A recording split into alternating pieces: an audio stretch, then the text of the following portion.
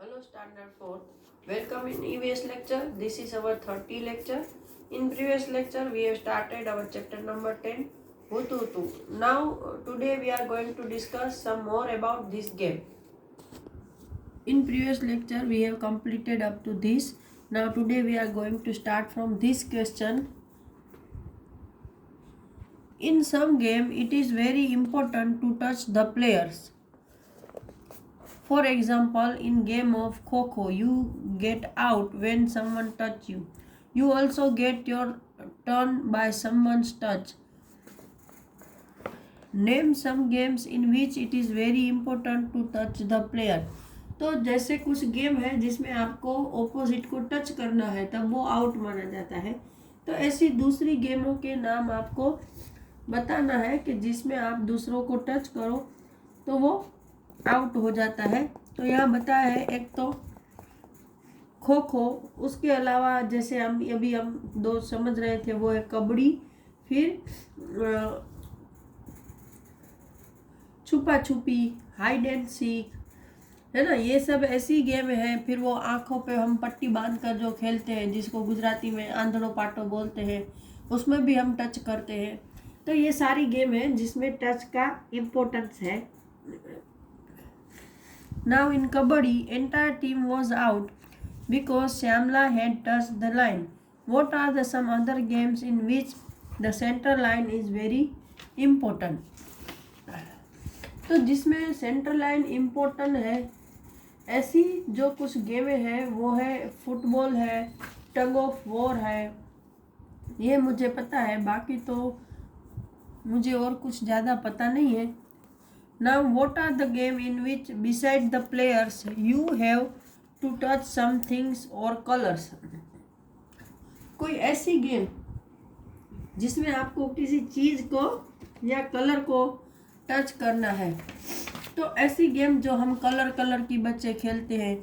फिर वो lemon race है, उसमें भी हम लेमन और रेस को लेकर चलते हैं। और जो एक गेम बच्चे खेलते हैं कि वो बोलते, एक प्लेयर होता है वो क्या बोलते हैं, कुछ लीडर, तो कलर की गेम है। फिर वो एक हम गेम खेलते हैं बच्चे कि जिसमें जो ऑर्डर देने वाला होता है वो उसको कोई भी चीज़ लेकर आने के लिए कहता है। जैसे सब दो स्टोन लेके आओ, सब पेड़ को टच करके आओ या किसी और को टच करके आओ। तो ये भी एक गेम है कि जिसमें हम एक दूसरे को या वो जो थिंग्स बोलता है उसको टच करके आते हैं। Now do you play kabaddi? Is there a girl kabaddi team in your school? Do you think that your grand mother played kabaddi when they were your age? Ask them. कि भाई आप कबड्डी खेलते हो, तो आप सब भी कबड्डी खेलते हुए हो स्कूल में, लेकिन हमारी स्कूल में गर्ल की अलग कबड्डी टीम नहीं है, सारे बच्चे साथ में खेलते हैं।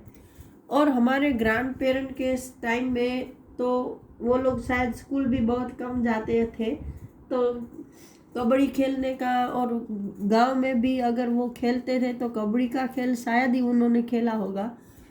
तो do girl in area play kabaddi or any other outdoor game? If there are girl who do not play, then what are the reasons for them not playing? Discuss.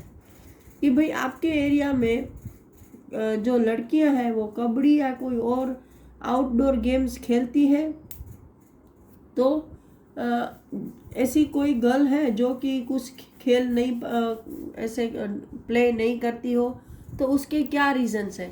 तो ये इसलिए डिस्कशन है कि अभी भी कुछ विलेज में गर्ल्स को ऐसी नहीं दी जाती है छूट कि वो ऐसे खेल खेले। ऐसे बोलते हैं कि नहीं भाई गर्ल को तो घर में ही रहना है और घर का काम करना है, उसको खेलना मिलना ऐसा खेल उनके लिए नहीं है, फिजिकल एक्सरसाइज वाले। तो हमारे यहाँ तो ऐसा कुछ नहीं है। Now Karnam Malleswari, have you seen or read about her in the newspaper? Karnam Malleswari is a weight lifter. She lives in Andhra Pradesh. Her father is a police constable. Malleswari started lifting weight when she was 12 years old. Now she can lift a weight of 130 kilograms. Karnam has won 29 medals in international events. Her 4 sisters also practice weightlifting. यहाँ पर एक girl की बात की गई है जिसका नाम है कर्नम मल्लेश्वरी। परहैप्स आपने भी उसका नाम सुना होगा कि वो एक वेट लिफ्टर है, मतलब वो जो वजन उठाते हैं ना, वो ऐसी वेट लिफ्टर है। तो वो आंध्र प्रदेश में रहती है। उसके पापा है वो पुलिस के कांस्टेबल है, और जब वो 12 साल की थी तभी उसने वेट लिफ्टिंग का ये जो स्पोर्ट है वो शुरू कर दिया था खेलना, और अभी वो 130 kg तक वेट उठा सकती है। और उसको इस गेम में 29 मेडल मिले हैं। और उसकी बाकी की जो 4 सिस्टर है वो भी वेट लिफ्टिंग का ही प्रैक्टिस करती है। Now a story of 3 sister. यहाँ पर एक 3 बहनें हैं, उनकी स्टोरी दिखाई गई है। Over here, look at this photograph, don't they look like simple grand mothers but there are different. यहाँ बताया कि इस फोटो को देखो कि आपको नहीं लगता कि ये हमारी जो सिंपल ग्रैंड मदर्स होती है, दादी माँ होती है, उनके जैसी ही दिख रही है, लेकिन ये उनसे अलग है। कैसे, चलो देखते हैं। The picture is of 3 sister, Jwala, Leela and Heera. They live in Mumbai. All 3 of them played kabaddi and taught the game to others. ये तीनों सिस्टर है, वो उसका नाम है ज्वाला, लीला और हीरा, और वो मुंबई में रहती है और तीनों कबड्डी खेलती है और दूसरों को सिखाती भी है। ज्वाला tell, when we were young, girls were not allowed to play this game. People thought that if girls play such rough game, nobody would marry them. They also said that the girls had to wear boys' clothes to play kabaddi. That is why they stopped girls from playing. यहाँ पर क्या बताया है कि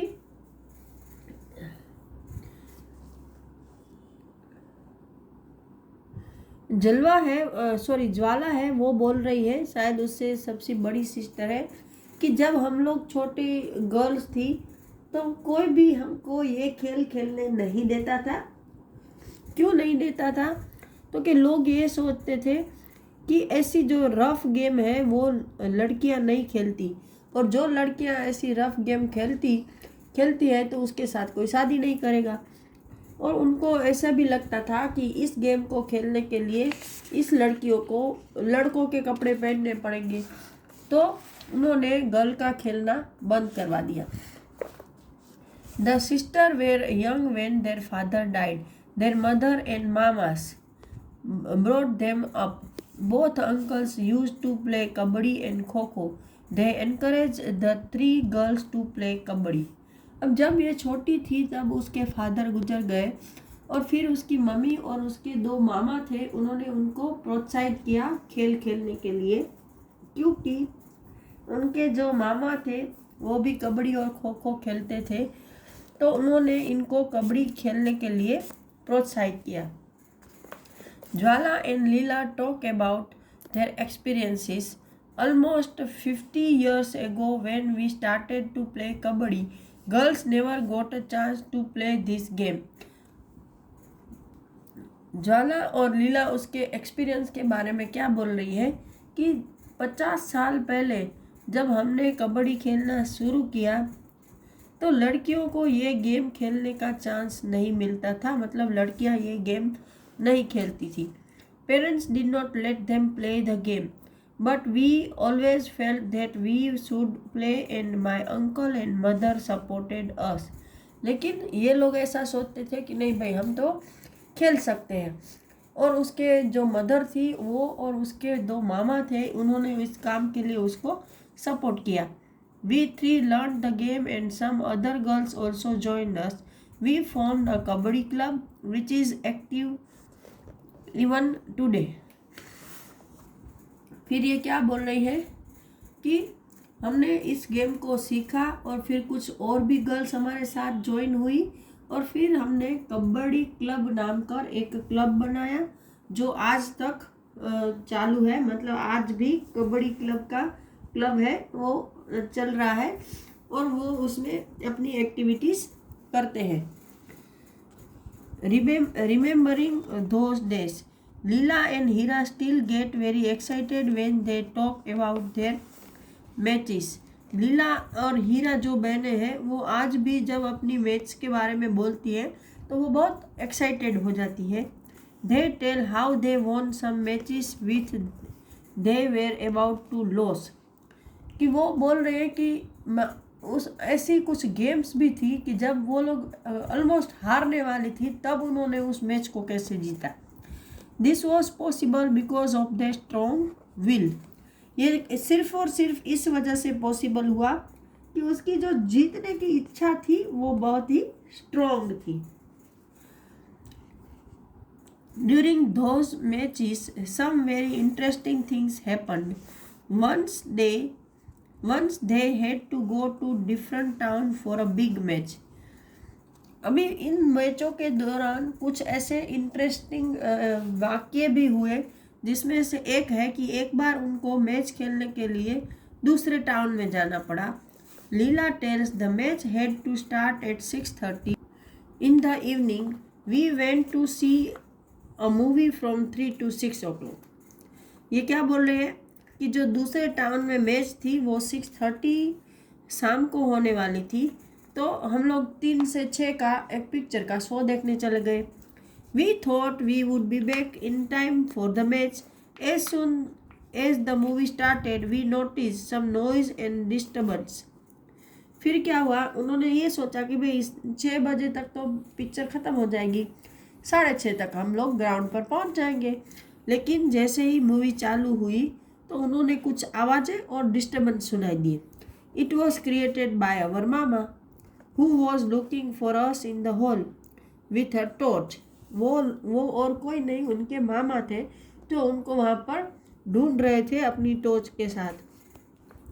When he found us, he gave a big scolding right there in the cinema hall।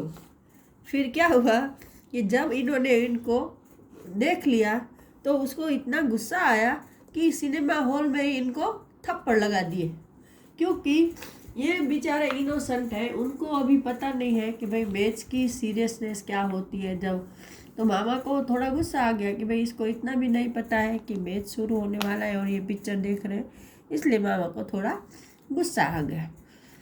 तो यहाँ पर ये लेक्चर ख़त्म हो रहा है। अगले लेक्चर में हम आगे का पेज डिस्कस करेंगे। Till that time goodbye everyone.